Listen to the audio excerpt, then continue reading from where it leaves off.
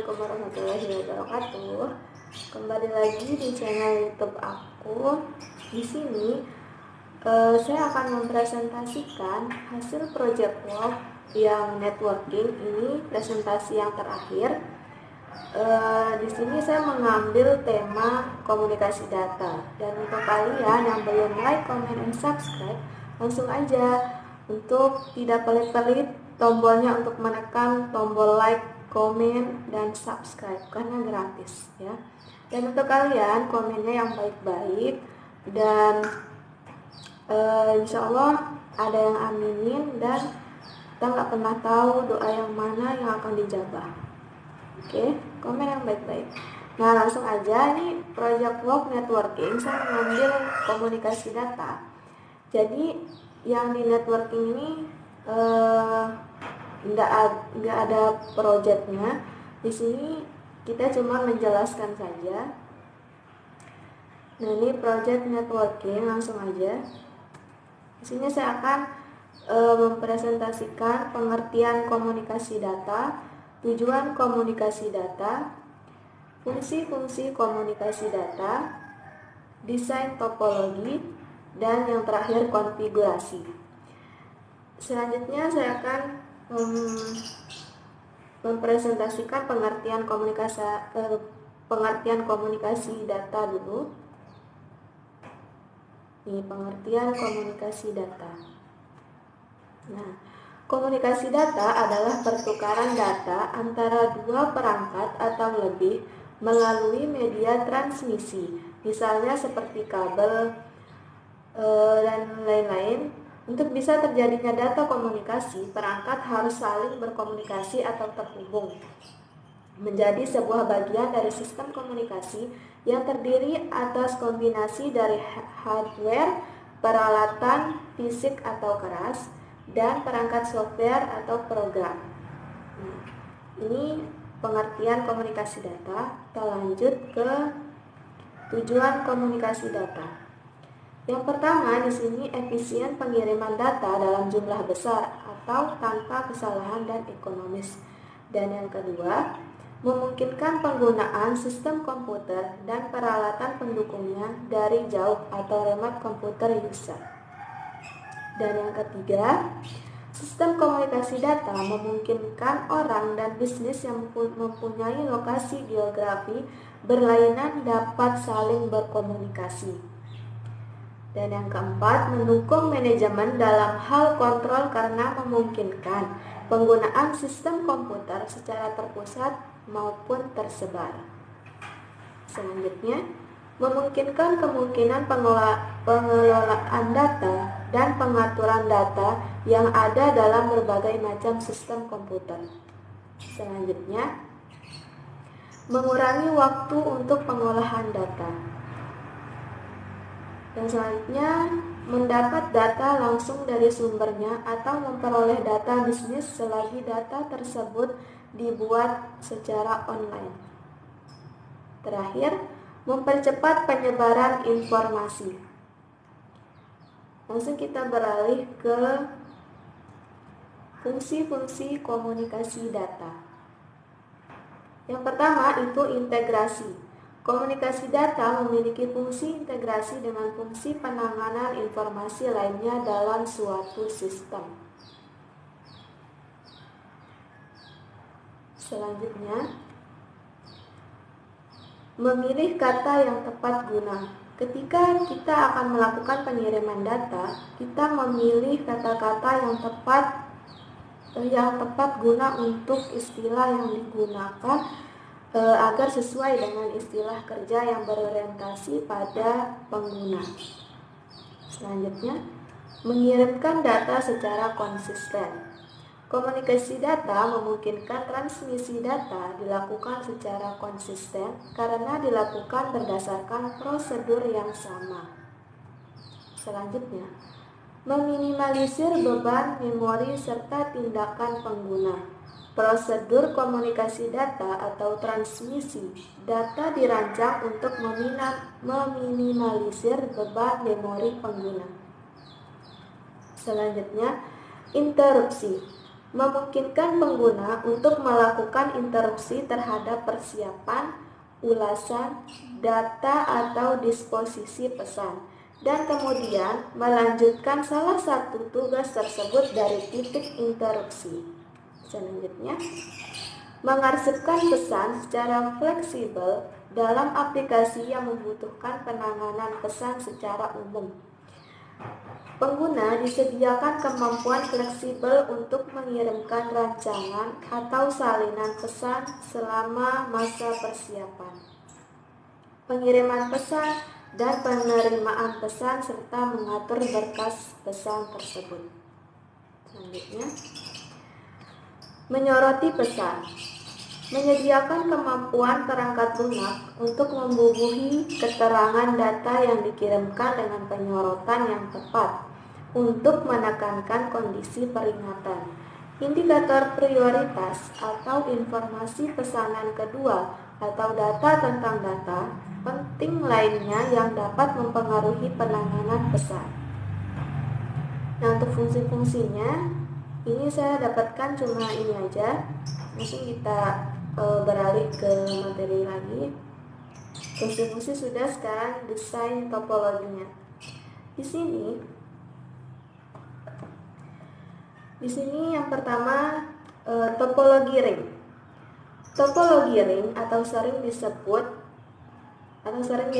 dengan topologi cincin merupakan suatu topologi jaringan yang dipakai untuk menghubungkan sebuah komputer dengan komputer lainnya dalam sebuah rangkaian yang berbentuk melingkar seperti cincin.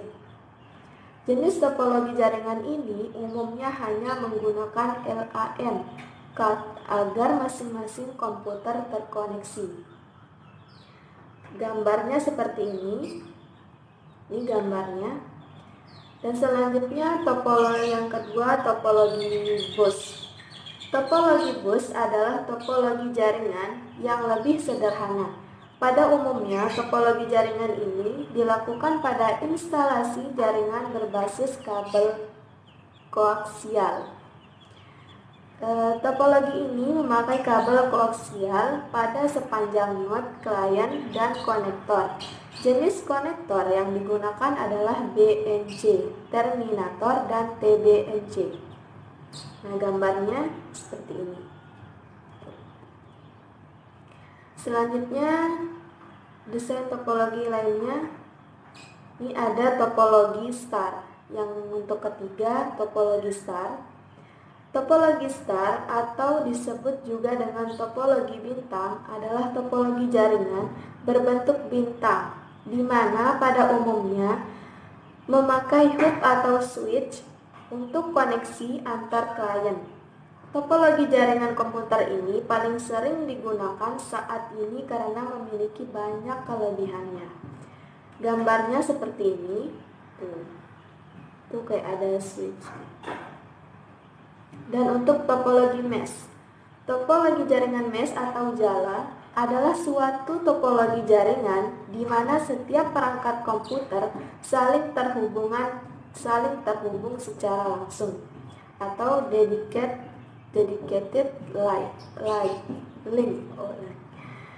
Dan topologi mesh biasanya digunakan untuk root yang banyak dengan menggunakan kabel tunggal sehingga proses pengiriman data menjadi lebih cepat tanpa melalui hub atau switch.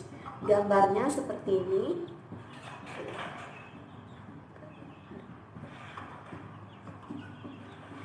Selanjutnya untuk topologinya ada lagi. Ini ada yang kelima, topologi tree.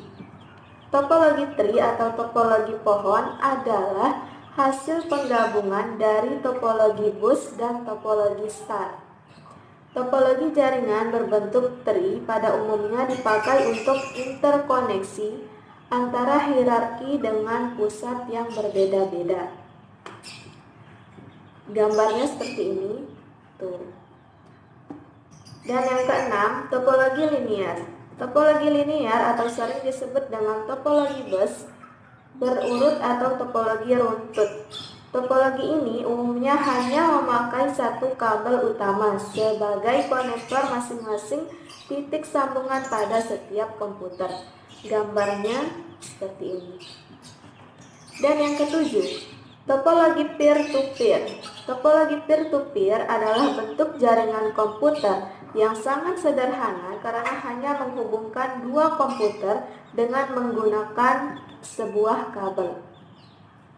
Pada umumnya, topologi peer-to-peer memakai satu kabel saja untuk menghubungkan kedua komputer agar bisa saling berbagai data. Gambarnya seperti ini. Dan selanjutnya, ini desain topologi yang terakhir. Ini untuk yang ke-8. Topologi hybrid. Topologi hybrid adalah gabungan dari beberapa topologi yang berbeda dan membentuk jaringan baru. Dengan kata lain, jika ada dua atau lebih topologi yang berbeda terhubung dalam satu jaringan, maka topologi jaringan tersebut akan membentuk topologi hybrid. Umumnya, jenis topologi ini digunakan ketika suatu perusahaan diambil oleh perusahaan lainnya sehingga jaringan komputer di dalamnya perusahaan tersebut mengalami perubahan dengan membentuk jaringan baru. Nah, itu saja untuk itu saja untuk desain topologinya, maaf. Dan selanjutnya kita beralih ke konfigurasinya. Konfigurasi jalur komunikasi dan arah transmisi.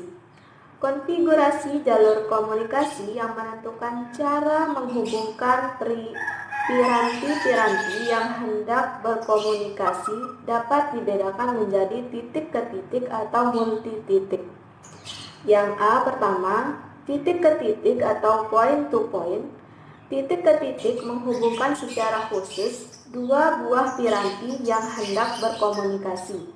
Model seperti ini dapat diterapkan pada dua buah komputer yang berkomunikasi melalui kabel paralel. Misalnya untuk melakukan penyalinan berkas antara kedua komputer tersebut. Contoh yang lainnya yaitu pada komunikasi komputer dengan printer melalui port paralel atau serial. Dan yang B, multi titik atau multi point. Multi titik menyatakan hubungan yang memungkinkan sebuah jalur dapat digunakan oleh sejumlah piranti yang berkomunikasi. Model seperti ini antara lain ditemukan pada jaringan yang menggunakan topologi bus. Dua buah piranti yang berkomunikasi dapat memiliki salah satu dari tiga kemungkinan arah transmisi antara lain sebagai berikut. Yang pertama, simplex. Simplex ini menyatakan arah transmisi yang hanya memungkinkan isyarat mengalir satu arah.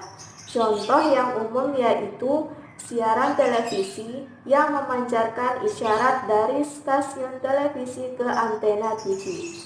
Dan untuk yang kedua, half duplex.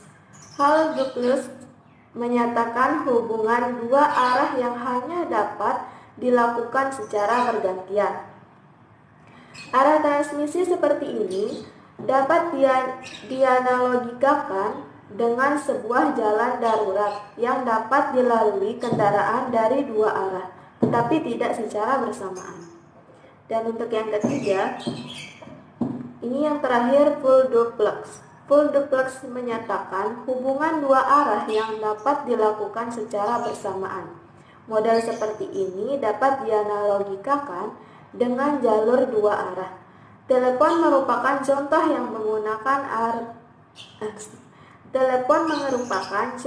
yang menggunakan arah transmisi seperti ini.